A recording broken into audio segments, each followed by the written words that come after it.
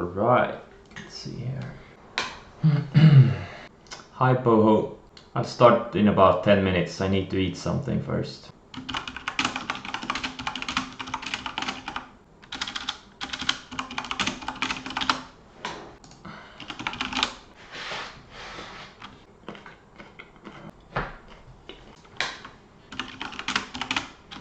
Yes, I upload everything to YouTube. I don't know how to save the videos in Twitch. I can't figure it out. It's just, I don't think it's a very user-friendly platform, to be honest. It's just, some things are very illogical. Like, I don't know how to put my videos to save them, the streams. I have to read the manual or something. But yeah, if you want to see the previous streams, you just go to YouTube. To my YouTube channel. Everything is there. Everything is there.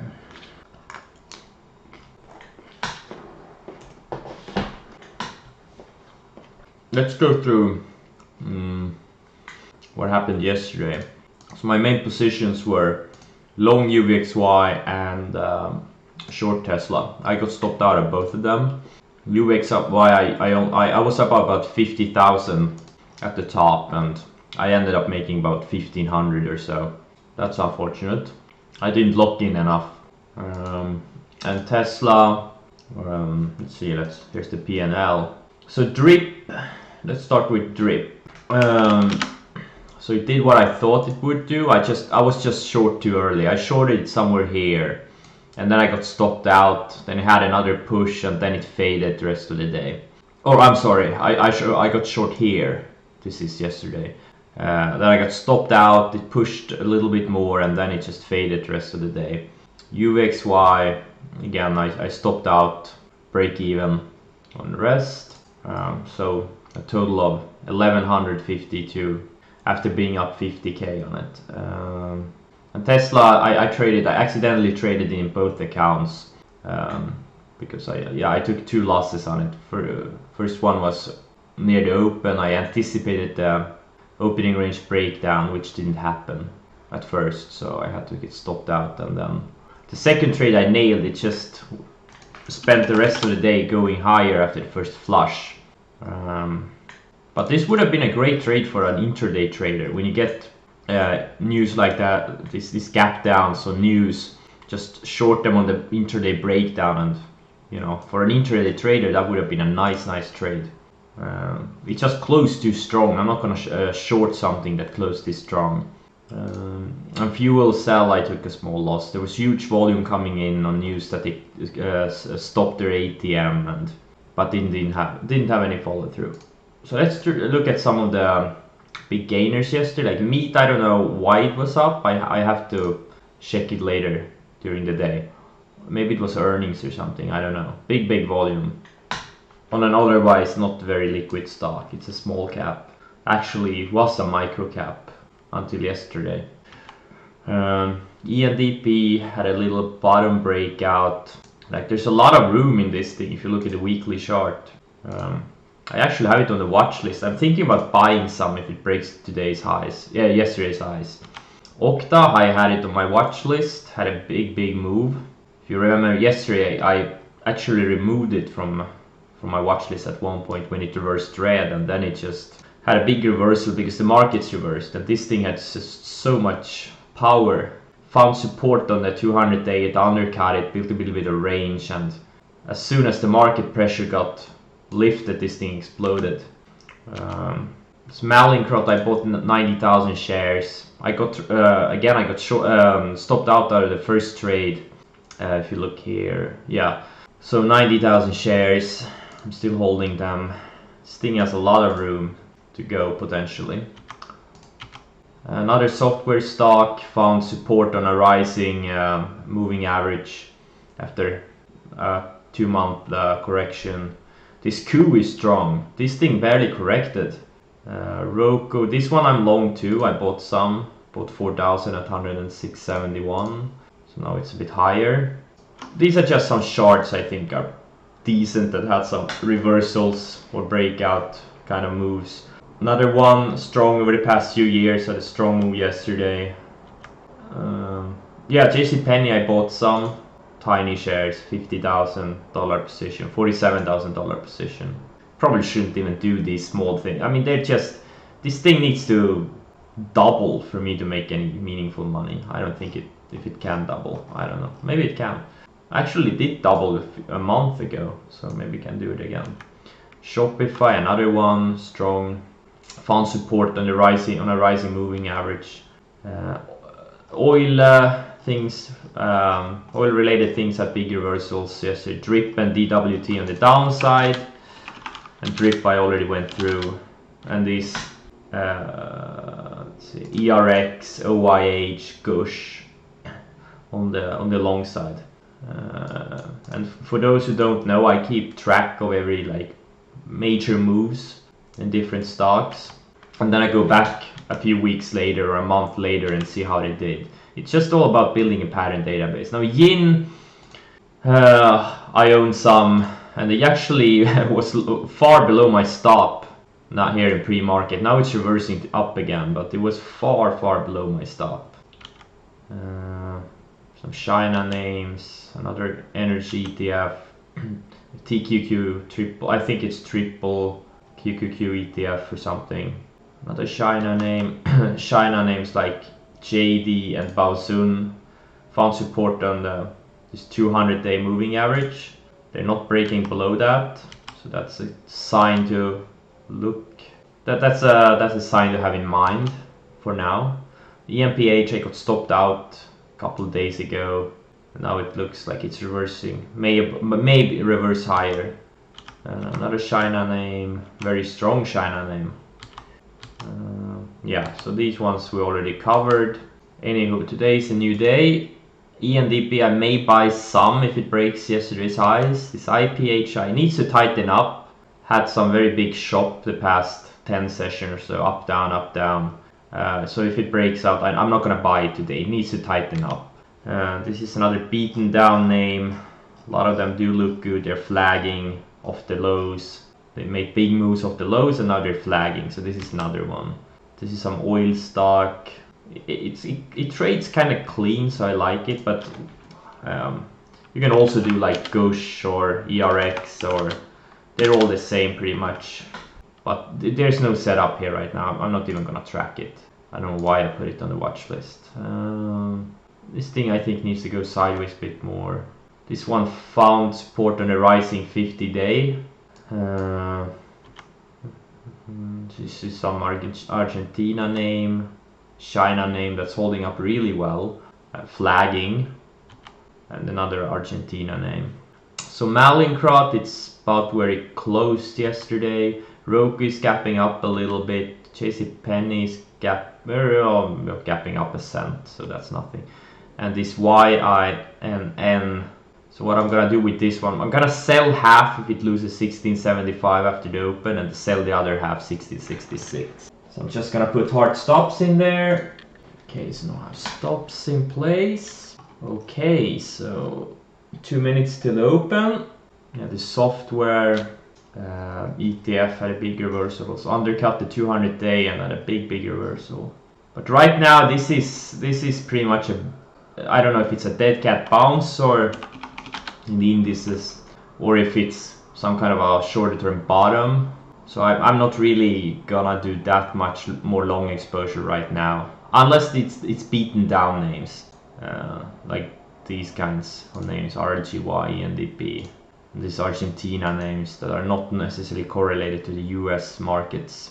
But yeah, I'm not super excited, but it just had to be there for some Roku, and you know, there was Okta obviously, and Ku and a few others that looked really good. So I just picked Roku. It's treated me well this year. Oh, I forgot to look at today's gappers, but now the market is opening, so we'll see. They'll turn up in my scans. Already got stopped out of half of that yin. This is what it is. It looked good yesterday. But unfortunately China is gapping down, but the US is gapping up. Just put an alert on the CNDP.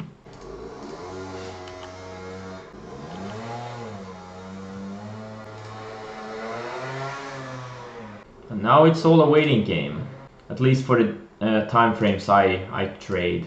All the waiting came. Whoa, what's going on here? Oh, okay. So there's a lot of stocks in my watch list that are gapping up over yesterday's close. That's why I have so many names in this watch list or in this scan.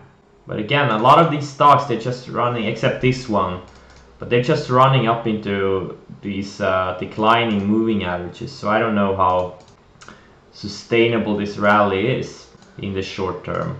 I'm afraid this may fail. Okay, so these, I'll close this window. So Roku failed at, on the 60-minute chart, it failed at this declining moving average, this exponential 65 period moving average. I think these moving averages work really well on the 60-minute chart for these trending stocks, and right now it failed. Right at it. Okay, now the first alerts start coming in 3 minutes late as usual. Actually 3 minutes is pretty good for TC2000. They're usually like 10 minutes too late, the ones that trigger net open. Why is this thing up? Okay, there's some partnership. I don't know if this is significant news or not, but the chart looks really good. One of the strongest stocks in the market right now. That's been going up for many years. But again, I don't know how significant this is. Just going through some scans really quick. Like everything the market indices related is gapping up into resistance. Yeah, David, I'll answer your question in 5-10 minutes. I'll let the market settle a bit and then I'll answer your question. Let's see if we can get some charts. Nothing here. Wow, this stamps.com has made a big move from its lows. Over 100%, 130%. Wow, look at that. So most of my positions, they just kinda break even for now. Yeah, now I get some late alerts coming in. Things that triggered 7 minutes ago. Okay, since things are pretty slow, I'll answer your question, David. How long have you been swing trading and how much did you start with? Thank you. Well, I have been trading for 8 years, but swing trading, I started swing trading about 3 or 4 years after I started trading. So about maybe 4 or 5 years that I've been swing trading. And I started with, again, first time I started in 2011, started day trading. I had like, I think like 5,000, which I lost most of. I lost 90% of that in 2 months. And then I went back to work and started again with 3,000, lost most of it. Then I took a loan, started again with, I don't know, like 3,000, 4,000 or 5 or something, lost most of it. And then I took another loan. And then, well, thankfully this time I didn't lose most of it. So, but when I started swing trading, mostly swing trading, I think I had a few 100,000 or like 100,000 or something like that. But the first 3 or 4 years I almost exclusively day traded. If that answers your question, David. Oh, Mercado Libre looking good, but I'm not gonna buy anything else here. I don't think so. I'm just so afraid that everything is gonna reverse higher or lower, sorry, lower. Look at the SPYs and Russell. It's just running up into resistance, so you can't buy anything with conviction here at all. Just putting some stocks into my tracking watch list here. Okay, now we have alerts coming in. Again, old alert. Wow, this RNG is really strong. Look at the volume. Yeah, if this was earnings, I would be all over it. If this was gapping up on like really good earnings. But I didn't even see this thing. I was a little bit late again because I'm not really used to the streaming thing yet. So it always takes a little bit more time than I anticipate to get everything going. So I didn't have time to look at the gappers. But that's fine, the market is really bad anyway. So I don't think this RNG is gonna have much follow through. Do you swing trading Well, day trading is better if you. I think day trading is better for most in the beginning because you get a lot of trade. If you have a, if you do things right, like if you follow the rules, if you have a good setup, etc., etc. So day trading is better for most, I think, to build an account because you learn faster. You do the things. You make a lot more mistakes and you just get more trades under your belt faster than in swing trading. But most people don't have a solid trading process, so day trading is also, you lose your money quicker if you don't have a solid process and a solid setup which you trade. So it's a double-edged sword, and most people do lose money trading. That's just a fact. But if you have a solid method, yeah, day trading is better if you have, let's say, less than $500,000. But after that, definitely after 300,000 to 500,000, that's when swing trading becomes more of a viable method. ENDP is reversing of this declining 100-day moving average, which means my Mallinckrodt is reversing too. Yep, it is. All right. So I'll set two stops, one at 251 where I sell 45,000 shares and the other at 246 where I sell the last. Things just don't have a lot of juice. And that's also another thing that's different from day trading. Like if you day trade, if you're a long short trader, you will find trades pretty much every day. Like there is no bad or there is no good or bad market in that way. Like you can pretty much trade almost every day as long as you get setups. But swing trading is different because swing trading just doesn't work, at least on the long side. And swing trading on the short side is very, very hard in my opinion, and also very dangerous unless you trade like ETFs, liquid ETFs, and like large cap names. But there's just, you have to like be inactive for long periods of time, sometimes for months. While if you're a day trader, you can be more active. Like there is not necessarily periods where you have to be more inactive to the same extent as in swing and position trading. So you gotta have a lot of patience. That's also why it's better to have a larger account if you start swing trading, because you don't have to worry about the money as much. Like, oh, I have bills to pay, I need to trade, I need to make money. So it's better to have a larger account because you don't give a shit. Like, so what if I don't make money this month? It doesn't matter because maybe next month I'll make $1 million, right? So it doesn't really matter if I don't make money this month. So it's very psychological too. Very, very psychological, this game. Yep, Roku is reversing. You know what? I'll tighten up my stop. Right now I'm break even on it. I should probably tighten up my stop even more. We'll see where this thing, where it closes. IPHI is reversing. This is exactly what I was afraid was going to happen. Very, very choppy environment. Ultra choppy. Have to be patient. Let's see here. Yeah, Dave, yes, exactly. I mean, you can't, let's say, if you have, say, a $5 million account, you can't day trade it. There's no way. But you can swing trade it. Like, there's no, I mean, I don't think you can double your money in a year if you have a $5 million account. But you could easily double it, especially in a good market if you're swing trading. No problem. So yeah, I mean, there is much more money in swing and position trading, absolutely. What is your... you mostly buy strong large cap? I trade every cap, Pierre trades. But mostly I swing trade like mid and large caps on the long side.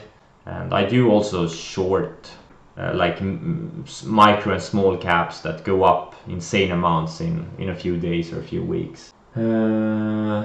How important is it to you to look at the fundamentals of your stocks? Is it part of your process? As I can see, you're making it for years now, but are you convinced has a really big fundamentals? Well, it helps me. It helps with the conviction. Like if I know a company is a leader in its field and is taking market share or has like created its own niche and has big earnings and revenue growth, that gives me a conviction together with a strong chart, definitely. instead of like trading stuff like Mallinckrodt, which is, you know, it's probably gonna go bankrupt. So I'm pretty much betting on a just dead cat bounce. That's what I'm doing. So I don't have a lot of conviction in it. But yeah, if I had to choose something, I would just trade off like strong charts, no matter what. But I do feel like it having a little bit of knowledge about the fundamentals gives me an edge. That's why I tracked earnings and stuff like that, like earnings leaders, growth leaders. Let's see, I think the problem with day trading is most will scalp for 50 cents, 20 cents, small amount and miss the big dollar moves. I feel over time it builds about, yeah, exactly, that's a problem. It's very easy to get trapped in that scalping mentality. You know, I see people who I looked up to when I started trading like 7-8 years ago, and they're still doing the same, like scalping. They're still stuck in that. Like they're trying to make a few hundred per day or maybe $1,000 per day. I mean, they could just scale up their trading, like scale up the size, scale up the time frames, that they could make much more money with less effort. So I realized that early, that, you know, that there is much more money in swing trading, and I think it's also easier if you wait for the right market conditions. Now, I'm a chronic overtrader, I can't wait. So especially now that I started streaming, it feels like I have to trade just to show I'm a trader, right? Because I can't stream here. I can't stream and sit here and do nothing. It's kind of weird. I probably shouldn't do anything. I'm just testing the waters, taking a lot of small, and I really haven't, the past few weeks, I really haven't caught any big winners. The biggest winner I caught the past month or two was this Mallinckrodt, when I bought it on the day it kind of announced some bad news, hiring restructuring firm. I had a really tight intraday setup. I think I risked like 5 cents on this thing, and it ran up like at $2.50 in a few days. That was a few $100,000 win. But since then I've been pretty much taking like small losses almost daily. Haven't really had any big winners.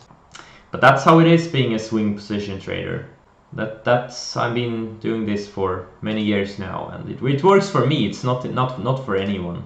Like if you would look at my trading chart right now, it's mostly a sea of red, and then there's a big winners here and there, but it's mostly like small losing trades. Like my win rate is maybe, I don't know, 30% or so. But it's fine, because the winners I have, they're like 10, 20, sometimes 50 times my initial risk. Let's see here. Did you catch Overstock short? Yes, I caught it. I caught it short. I actually tweeted it even. I tweeted about it. I shorted it on this day here when it topped, because it was up. This is one of my favorite trading methods. It was up like what, 6-7 days in a row, a big move. It doubled like 6-7 days, and then on this day here I was watching it for weakness. I can't look, I don't think I can see it that far back. Oh, I can, yeah. So this is the day, right? Yeah, I shorted it. I think I shorted it somewhere here when it first tanked, then it rallied. It failed this rally. Here I shorted it and I had a tight stop, and then it just tanked, bounced a little bit. I missed the second entry, unfortunately, and then it's been cut in half. It's been down it's down 67% since. Unfortunately, I covered it all the next day. You know, I mean, if you get a move that's like 20-30% to the downside in like 2 days, that you have to cover. There's no way you know, no one knew this would go down another 60% in a couple of weeks. But yeah, I mean, after that I haven't touched it. Since you mentioned World of Warcraft, I had to remember to push the space button or something so that I don't get logged out, because there's a lot of queues on my server and I don't want to sit in a queue for a couple of hours. So thank you, Poho, for mentioning World of Warcraft. Yeah, I could stream myself playing World of Warcraft. Let's see. I had 27.50 55 short and I day traded. Oh, that sucks. Yeah. 27.55. Yeah, it only went down 60% or 70% from there. Yeah, but it's important to follow your method and adhere to your time frames. If you're a day trader, you gotta day trade. If you're a swing trader, you gotta. I mean, it's okay. I mean, in hindsight, it's always easy to be smart in hindsight. But you know, there's no way to know that it was gonna go down that much. Yeah, Lark Carl, 72. Yeah, pattern database. Yeah, I'm gonna show it to you guys someday. Not today. I just don't have the time or energy for it. It's huge. I could maybe do like a weekend thingy for a couple of hours, but it's gonna be in the future. There's so many charts. There's thousands. PDD strong short flag. Yeah, it is absolutely. Had a great earnings gap up. I didn't buy it because it was up for a month straight into this earnings, but yeah, it had great follow through after the earnings day. Big earnings. A China name, growing really fast. They're blitz scaling this thing. I don't really know what they are. It's like a web store or something, but they're blitz scaling this thing. Huge losses, but extreme revenue growth, and the analysts see some profits in next year, so that's why it's so strong. Any good Pierre, you can go to my YouTube and look at my videos. There's that's everything is there. My whole method. I mean, I've gone through my whole method many times. So if you have the time, just go through my YouTube videos. It's pretty much I'm doing the same thing over and over again. Did I get stopped out of the rest? No, I still have half. I was like a penny from getting stopped out of the second half. Still have 9,000 shares on this yin, and I got stopped out of half Malincrot. By the way, Mankind it's not bankrupt yet. Wow. Roku. Okay, Roku is now bouncing back higher. Very difficult market to trade on a swing trade basis. So choppy, just ultra choppy, man. Very exhausting. So it helps to have a big account, so you don't have to worry about making money every month or even every quarter. You know, sometimes I go for 3 to 5 months without making any money. In 2015, I went sideways for 9 months, and I still more than doubled my account that year. But that was a really tough year. I was so out of tune with the market that year.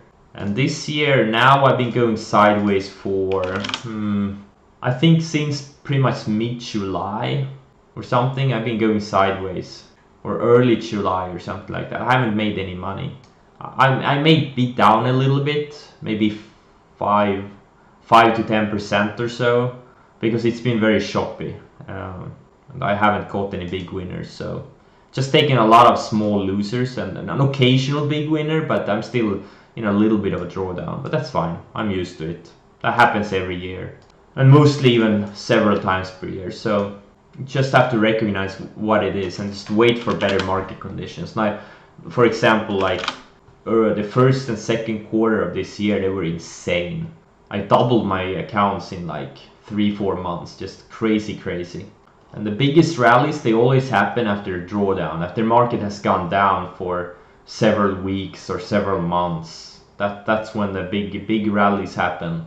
So that's why I'm actually looking for the market to tank a little bit, or actually not a little bit. I want a big fade, and I want it to happen fast. This kind of shop, that's the worst kind of market environment, because you get these good setups and then they get slammed down again. They fail. But in a market like this, there are no good setups. Like, everything is going down every single day. There are no good setups for me. I just sit and wait. It's the easiest market ever. You don't have to do anything. Let's see here. How much money do you manage? Well, let's say it's in the low mid single digits, millions. I can show you the Excel document. I showed it a couple of days ago. I can show it again. My equity curve. So this is like, I haven't updated it this year. Last time updated was late December last year. So, and I started to track my trading performance in early 2014. So this is my equity chart. So well, now I'm well over 5-6 million that I pulled out of the markets during my trading career. But a lot of that has gone to taxes and expenses, so it's not like I'm sitting on a $5-6 million account, that I'm not. And as you can see, let's look at the logarithmic chart. As you can see, this in 2015 I went sideways for 9 months. Very tough period. Last year I went sideways for most of the year, as you can see here. I went sideways from like March to December, and in late December that's when I got into the market again, and everything went straight up for like 4 or 5 months. Yeah, when I update this, the first 4 or 5 months of this year, it's gonna look like this. The chart is gonna look like this, and the rest of the year is gonna look like this. The rest of the year too, from like say like May or June to today, will look like this. It's gonna be going sideways. I watched all your YouTube videos, and when forming flag pattern, you often mention that you wait for moving averages catch with it. Can you go? Okay, yeah, sure. So let's look at some of the, well, I mean, okay, so I don't know, like let's look at high tide flags. You kind of want them to, if you have a high tide flag, let's look at overstock. You kind of usually you want it to rest on a few moving averages. Usually it's a 10 and a 20, the purple and the yellow line. Like you get high tide flag, like overstock a couple of years ago, you got multiple high tide flags. So you want the moving average to kind of catch up. It doesn't need to touch the price, but it needs to kind of catch up. Like here it even undercut the moving average. And here it bounced right off the moving average. And this year we have USLV, which I traded. It kind of starts riding. When the price starts riding the moving average, it doesn't have to. It's usually the 20-day. Those are the best ones. Or these are the most common ones. It kind of starts riding. You can kind of see that it performs a series of higher lows. Same thing with the rates this year. Now these are a bit slower moving, so they're not as explosive and fast, but you kind of can see it here. It's surfing the moving average. You see how perfect this is, like a series of higher lows. It's just surfing. It's like surfing a wave, if that explains it. And you kind of want to see the higher low action, like all around the bottom. It doesn't have to be perfect. You get these undercuts, but as long as these undercuts get bought up really fast, like it's a one-day thing or something like that, those are completely fine. You want to see that. You want to see the shakeouts. Can you go over the other tabs in that sheet as a template for us, maybe? I could do that some other day, but not today. What was your big loss slump in 2018 from that Excel? Yeah, that was Tilray. Oh yeah, that was definitely Tilray. I'm gonna show you. Yeah, so I lost 700,000 trying to short Tilray. I got in a really bad place mentally. I don't know why I did it. It's just so stupid, very avoidable.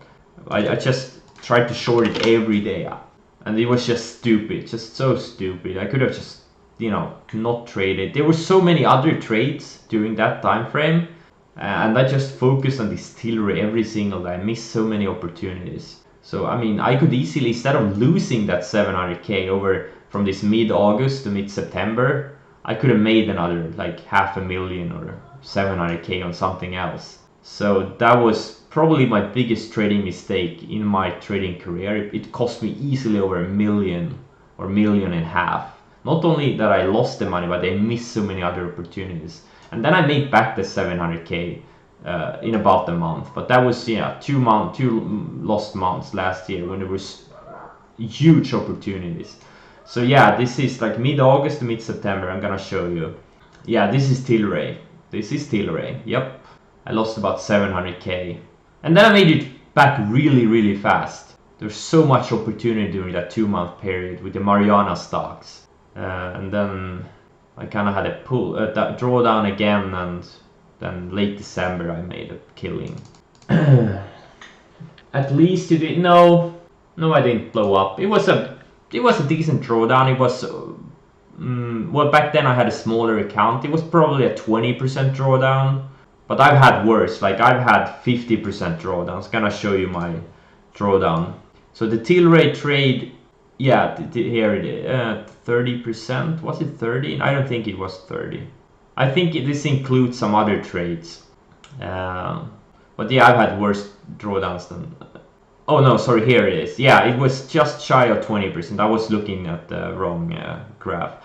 This is, yeah, I lost 19% of my account shorting that Tilray. But I've had worse. I've had, 25, 52% drawdown, 35% drawdown. And in 2015, when I went sideways for 9 months, look at how many 10, 15, 20% drawdowns I had. 1, 2, 3, 4, 5, 6, 7. Like half of the 10% drawdowns I've had since 2014 were during 2015. Was extremely volatile. You can see it on the chart here, the logarithmic chart, just went sideways. I had some big drawdowns, some big rallies, drawdown, rally, sideways. Just the whole year of 2015. Very, very exhausting. And that's the part many traders can't handle. People just go mad. It's too hard. But you have to stay calm. You have to keep believing in yourself, in your method, and in the markets. That's the hardest part. Making money is the easy part. Anyone can make money in the right market environment, but most of the time it's just staying patient. And it's even worse if you're in a drawdown and the market sucks and you take these small losses all the time. It's very frustrating. Very hard to sit here, from pretty much 7-8 hours per day. That's why I play World of Warcraft. I just actually started playing it. I haven't played video games in I don't know, 9 years. But it kind of helps with the boredom. It really helps. And I have a lot of friends playing too, so it just helps me to keep me from over trading. Oh, by the way, I have to... Just 1 sec, I'll go into the inn so I get some rested bonus. Okay, sorry for this. I had to move my character so I don't get logged out. Let's see. HOV is HOV. I've seen this one. Yep. Yeah, it looks good. Very strong. The only problem is, the only problem with this one, it's so thin. I can't trade it. I personally can't trade this thing. It's just ultra liquid. It only trades like 2 million worth of stock per day or something like that. So that it's only about 10% of what I look for. So it's extremely liquid. It's a microcap stock, 100 million. There are some other builder stocks, residential construction stocks. This is another Toll. This is a big one. No, not Toll. Okay, this is a mid cap one. There's a large cap one. What's the name? Oh, Lennar, right? Yeah, this is a large cap one. Almost 19 billion market cap. This is a liquid one. So.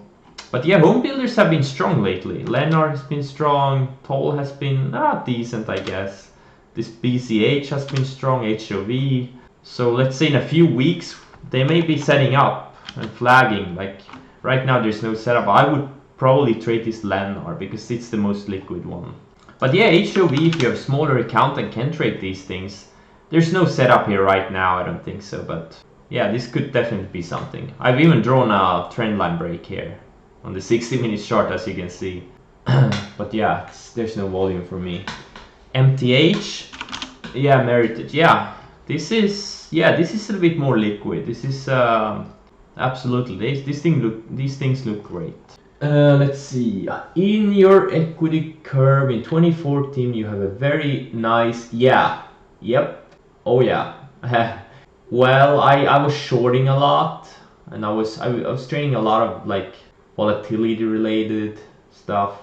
Yeah, exactly. I'm never gonna have returns like that again. Yeah, in 2014 I made my accounts were a 10 bagger in less than a year.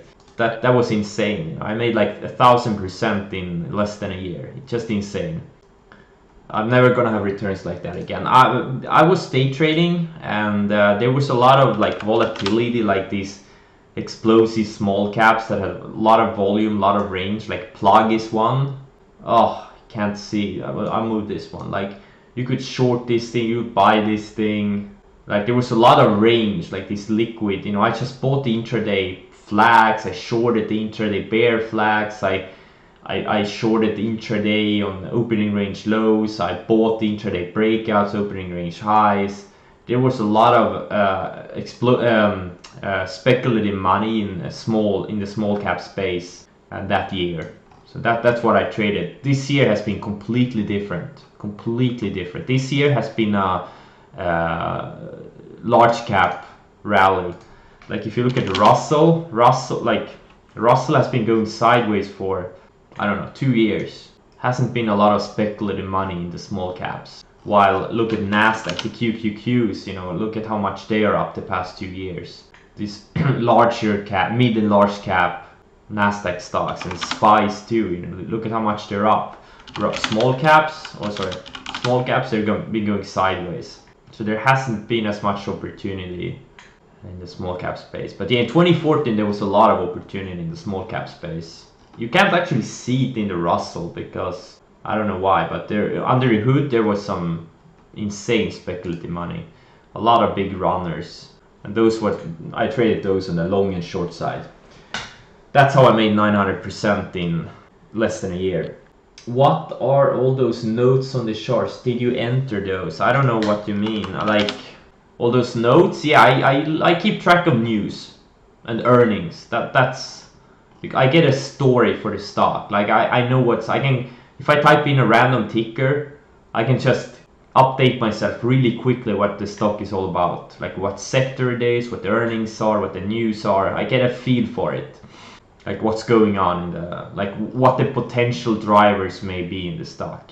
I'm getting there. Could you talk a little bit about your early days on the trading arena? Age, other profession, starting cash and account blow-ups, mentors, family stress. I've actually covered a lot of that in the past few sessions.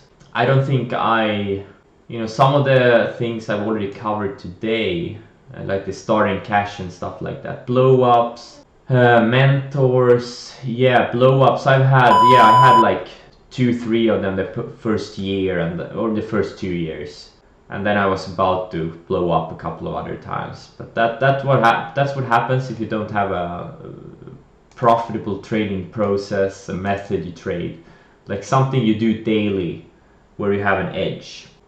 Family stress, trading, I've been like slightly depressed most of my trading career because everything feels so dark when the trading is not well, like even in my real life. So trading is not a great profession for mental health. I don't think it is. You really have to be special to make it in trading, to be honest. I think that's why most people don't make it. They just can't handle feeling like shit all the time. Because it does, if you're in a bad period in trading, you're losing real money. That kind of, it's not like a real job. You can hate your job, but you're gonna still get the paycheck at the end of the month, right? You don't have to worry about the money. But in trading, it's different. Yeah, no, you're not alone. We are all in the same boat. We can all be miserable in the same boat. So mentors. Yeah, that's a good question. Mentors, I've had many, like Cameron Foos, Kunal Desai on the Bulls on Wall Street, Investors Live, if you know that guy, Investors Underground, they have a big chat room and stuff. Dan Shapiro, Dan Shep55 on Twitter. He has an accessatrader.com community, that's a great one. And StockBee is a great one for swing trading, stockbee.biz. And then his free blog. You know what? I can put them, like my mentors, like sites I've been members of. I've been paying member of all of these sites through my trading career. Now I just subscribe to StockBee because the others are more day trading. Investorsunderground.com, accessatrader.com. Nate, let's see here. Nate, Dan Shapiro, Bulls on Wall Street, Kunal,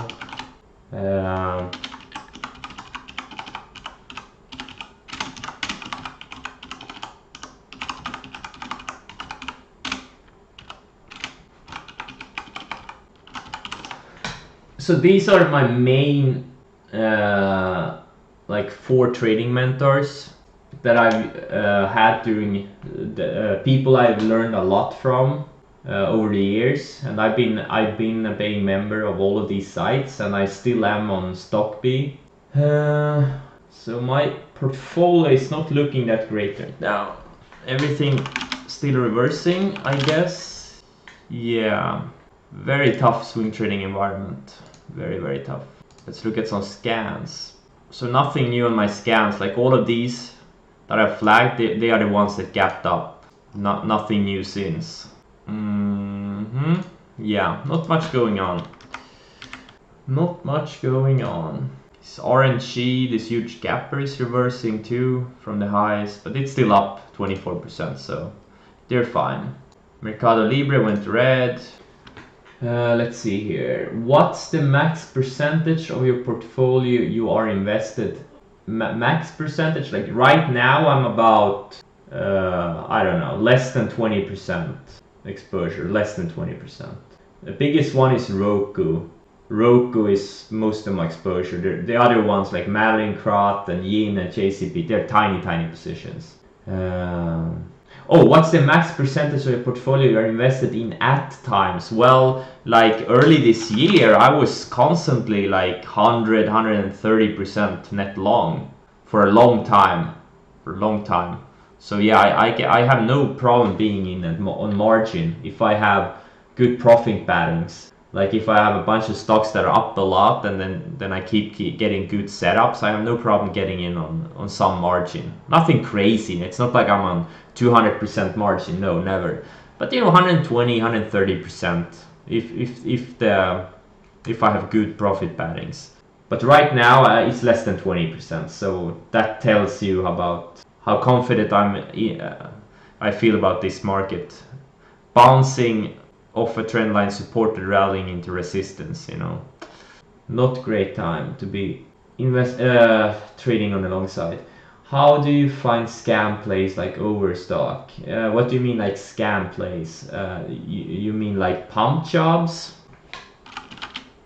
I mean, it's a real company. This is a real company. They have a real business. It's just they have some crypto assets that are very hyped. I don't know about the quality about those assets, but I don't think there's anything there. But it's a real company. But yeah, they had a very pumpish CEO who's now stepped down and sold all of his stake. But yeah, this thing has been pumped and hyped. Like 2017 had a huge move together with the other crypto assets. How do I find them? I find them in my momentum scans. That's how I find them. Like I scan for stocks that are up a lot on 5-day, 3 months, 6 months, a year, 2 years, 1.5 year. Like these things always turn up in my scans. So it's very easy to find these things. When day trading, which time frames did you follow, and on smaller time frame do you have? I don't think I had that. Yeah, I had pretty much the same moving averages. Like you can use the same moving average like on any time frame. Like there's nothing magical about them. You can use, like I'm using, like on the 60-day chart, I'm using the 10, the 20, the exponential 10 and 20, and the exponential 65, because those are the ones that I found, like I've seen other people using them, and they kind of work really well. Like when stocks go on big runs or big declines, these things work really well. But you can use anything. You can use the 15 or 22 or 79 or whatever works. Like it's just a visual help, because if there was no no indicators, like no moving average, I would feel a little bit. It feels a bit naked. Like I need to have something where my eyes can anchor. But it's because I've been using moving averages since I started trading. If you're a new trader, I don't think you really need them, but I'm too set in my ways to remove the moving averages. I find they work really well for me. So on an intraday time frame, you can use anything. Just look at what works. Just take a 10 period. Like if you look at the 5-minute charts, you know, take a 5 period, moving average and maybe a 20 period or 10 period and just see how they work. There's nothing magic about them. Or MNK. Yeah, Malincrot was definitely just short based. Overstock too, like I knew it was a pump chop. It was getting hyped into this, like they declared a dividend that was to be paid out in crypto, not in regular shares, but in crypto.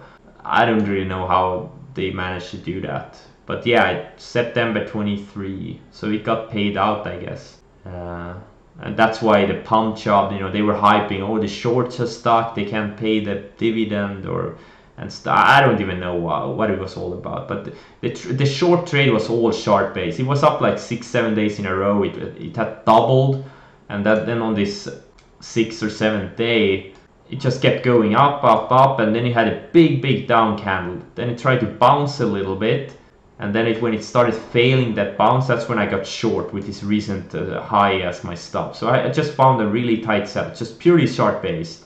Are you in any chat room? No, I'm not in any chat room. The only trading community I'm in is at stockbeat.biz, and that's not a chat room per se. You can like post stuff, but it's not a chat room like here on Twitch. What's your process for tracking news? You know what? Wait, I'll just make a scan and then I'll answer that question. So I'm still in some half yin, half Malincrot. Roku is starting to go lower again. Yeah, it's super choppy. So these apps, I've been in this thing for about 5-6 months now. I bought it on this earnings breakout here. Very tiny position. It's like a couple of percent of my account. But I'm trying to hold it like for a long time, in case it goes to 10 or something. I'm always trying to hold things for as long as I can to catch the big moves. But sometimes I overstay, like on Roku, I bought it initially here on this earnings breakout on huge volume. I added on this day, on this second earnings breakout, like huge earnings, huge analysts, like they beat analyst estimates by a wide margin. And then I kind of overstayed, like, you know, it pulled back like 30%, and yeah, that's the hard part. But on the other hand, what if it had gone to 250? I don't know. But obviously I sold most into strength, so it's not like I held. So I held my full position. I overstayed on like a quarter or something like that. So it's not a big deal. Same thing with EMPH, which I got stopped out on this stream. This thing also, I kind of overstayed a little bit on a part of my shares. So it more than doubled, actually went up like 180% from initial buy, and then I overstayed on the last quarter or something. But that's the thing, you know, you never know when these things stop. So that's why I have these selling rules I went through a couple of days ago with the moving averages. When they close below a certain moving average, I scale out. And what's your process for tracking news sources? Well, I look at the gappers. Like I primarily look at the stocks gapping up. I look at the news, and my main news sources are briefing.com. I pay for this, and also the fly on the wall. Like these are my main news sources, which I pay for, and I'm mostly interested in like earnings related stuff. Stocks gapping up on good earnings, like really good, like explosive earnings, big revenue growth, and big EPS growth, and you know they beat where they beat analyst estimates by wide margin. But I track all kinds of news, like things I see on Twitter, and I create a story for stocks. So if I find the same stock, say 6 months or a year later, I can just quickly read what the stock is all about, and then I can get an idea what the drivers for this stock are, which helps me build confidence in a trade. So I don't like to trade, especially, you know, if you're day trading, it doesn't matter, but if you have longer time frames, you kind of need to have some kind of an idea what the stock is. So you're not holding something like I don't know, some kind of like no revenue biotech stock that could have some binary news any day. Like, I'm gonna show you a crazy stock. What's the name of that stock? There's a biotech stock that has like a $7-8 billion valuation, and they have no revenues because it's all up on hype about some drugs in their pipeline, but they have no revenues. What's the stock? I don't remember the ticker right now. ALXN maybe? Maybe it's this one, ALXN. No, not this one. Anyways, but you know, there's no way I could hold something like that long overnight. There's no way. I mean, one of their drugs fail, that thing is gonna be down 50% overnight. You know, there's no way I would ever be confident holding something like that. I want stocks that have things going for them.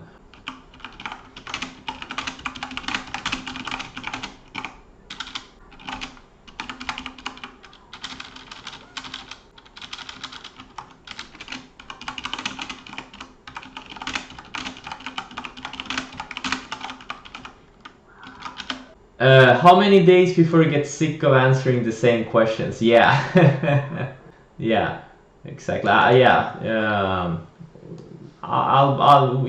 have to find something like a source I'm gonna I'll see if I can get a web page for like a FAQ. AXSM maybe what you... Oh, Stockby, Pradeep, welcome to my channel.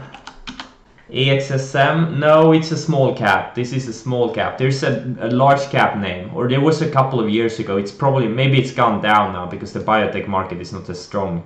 But there was a stock a couple of years ago, at least, that had like a $7-8 billion valuation, and they had no revenues. Just crazy. Yeah, AXSM, yeah, this is a perfect example of a small cap stock that has no revenues. It's just trading on, future potential. Absolutely. Okay, Malincrot, I got stopped out of the second half also. Yeah, just no juice. Like yesterday, it looked like it was gonna break out of this little flag. Very explosive kind of a stock, but yeah, no follow through. So it got stopped out. Not a great start to my streaming. Not a great start at all. So if you're here to see big profits, you're in the wrong place. You're in the wrong place. Yeah, the markets are reversing a bit now. The best thing that could happen into year end, or now in October, if you get a big flush and then get a year end rally.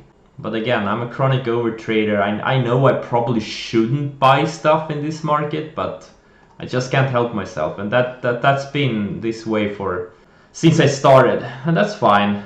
That's why I do smaller size, because I recognize it's stupid. Oh, Roku. Oh, yeah, you know what? I'm gonna raise my stop even more. Just, there's no way. There's no point in letting it go, stop me out for the full amount.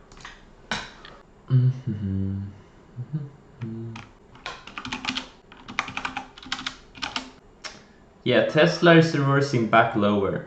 I'm gonna put a trend line alert here in because it's kind of a big bear flag kind of a thing. Let's just put a trend line alert here. So you can see it's been building lower highs for like 7-8 months now. Look at the weekly chart. I don't know. It could also be, I don't know. I'll put an alert. We'll see what happens. If it triggers, I may reshort this thing because they missed their estimates again, and the global economy slowing down, and the Tesla, they have a lot of debt. They're losing a lot of money. They already lost over $1 billion this year, and now with the slowdown and they're missing their estimates, there's a 40 billion market cap, and they're not even nearly close selling as much as like General Motors or Fiat Chrysler that have similar market caps. Like these companies are selling 10 times more cars, 20 times more cars. I don't know. Tesla has a lot of Elon premium, and if that Elon premium starts unwinding, things could get ugly. But I love electric cars, don't get me wrong. I want to buy an electric car. It's not like I hate electric cars, it's not that. I just think Tesla is right now not in a great spot. Yeah, very close getting stopped out of a lot of things here.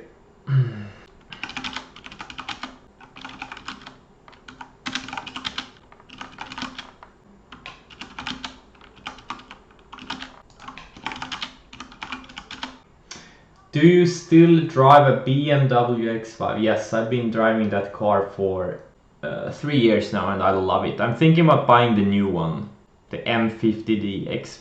I love it. Okay, now I got stopped out of my last yin.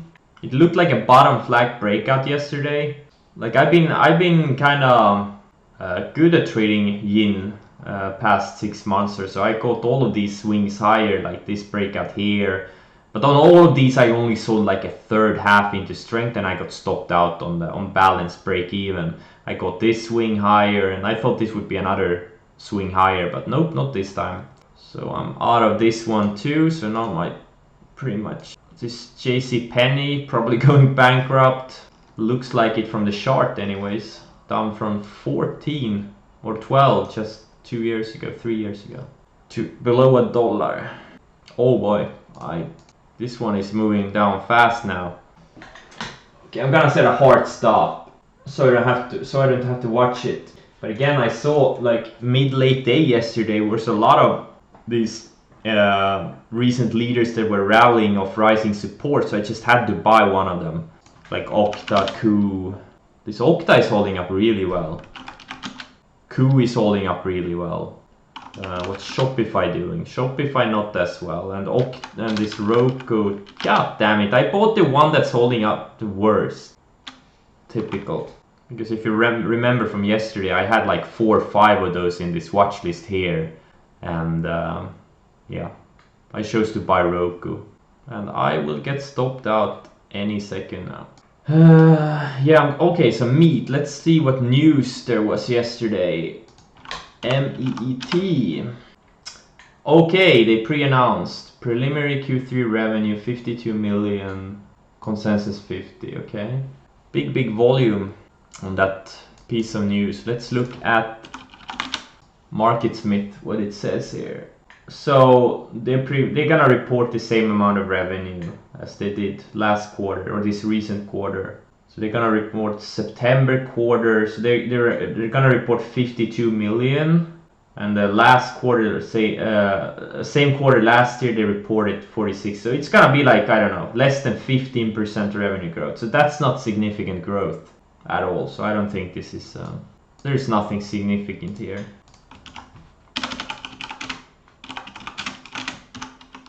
So what this means is they're gonna see next quarter revenue growth of 15%. So next time I pull this chart up, I can see it immediately. Okay, there's no growth here. And it's a small cap stock, so I don't, it's actually almost a micro cap stock. I don't trade these small things anymore. They're just too thin. Too thin. Did I get stopped out? Nope, I did not get stopped out yet. Out of this Roku. But JC Penney, my smallest position, this one is working. But there's no juice in this thing either. Just hanging in there. Wow, MNK, big reversal intraday. Lost yesterday's lows. Or almost. It's pretty much at yesterday's lows now. Damn, this chart is so beaten down. I have to look at the logarithmic chart to even see the chart. It's just so compressed. It's down. I mean, look at this thing. This thing was at $134 back in 2015, and now it's at $2. Just amazing. Just amazing. How to not run a business. Yeah, now the indices are really fading intraday. I really hope these things fail and we get that flush. You know, flush out below this 200-day. I'm not hoping for a bear market, but just a correction. So we can have another rally of the lows where I can make money. Well, there's not gonna happen. I don't think anything is gonna happen the rest of the day, which is also what I said yesterday. And then a lot of things happened after I cut the stream. I got stopped out of UVXY and Tesla, and then I got into a lot of. But I don't think that's gonna happen today because the market is in the middle of nowhere. Yesterday we had a reversal candle of some rising support, so that's why I bought in on the long side on some stuff. But because they just looked really good. But now we're in the middle of the range and there is just, it's a very dangerous time right now on the long side. So I doubt, what's UVXY doing? Yeah, it's really weak. Again, this is programmed to go to 0, so have to be quick with it. And I wasn't quick enough. I wish I only locked in 1,000 shares here in the mid 31s. I should have bought or sold like 2,000-3,000 at least. But I got a little bit greedy. I was really hoping it was gonna go to like 35 or something, but nope, not this time. But yeah, I think I'll cut the stream now because things are getting really slow and there's no point for me to sit here and just... Oh yeah, it's Friday, I totally forgot. Yeah, have a great weekend everyone. Yeah, I can answer that last question. One Nuba. Internet speed, I have 250, I have fiber connection, 250 up, 250 down. So it's a very fast connection. But it's not the speed that matters, it's the stability and the ping and the response times. So you can have like, you can be on a mobile setup like where you're using the 4G network, that works just fine. You don't need a lot of juice for trading. It needs to be stable. That's the most important thing. And you don't need a gaming a computer at all to trade. I think it's stupid. All these people buying these $2,000 trading computers. It's just so stupid. Like what the fuck? I have like several laptops that are not powerful at all and they work just fine. Like I run TC2000. Like actually, I'm actually streaming on a gaming computer right now because I do play games on it. But you really don't need a gaming computer. You can just buy a normal computer. You don't need a lot of juice because these trading applications, they don't need a lot of power at all. I don't know, a lot of people on Twitter, they buy these trading computers and pay like $2,000-3,000 for them. It's just unnecessary. Unless you are gonna play games, then it's a good idea, of course, but for trading, no. Minimum memory, I mean 16 gigabytes, I have 16 gigabytes is just fine. Like the latest i5 processor, if you're gonna buy a new one, like latest i5 processor, 16 gigs, some kind of a weaker dedicated graphics card, it's just fine unless you're gonna do video editing and stuff like that. Yeah, exactly, Smiji. It's the latency. Yeah, that's what matters. And that you don't get disconnected, like the stability of the connection.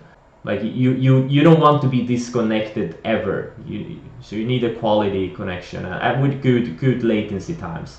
The speeds don't matter. Like I have 250 up, 250 down, and it's overkill. Like it's just so much overkill. It's not even funny. But it's nice if the times I like stream like 4K movies or something like that.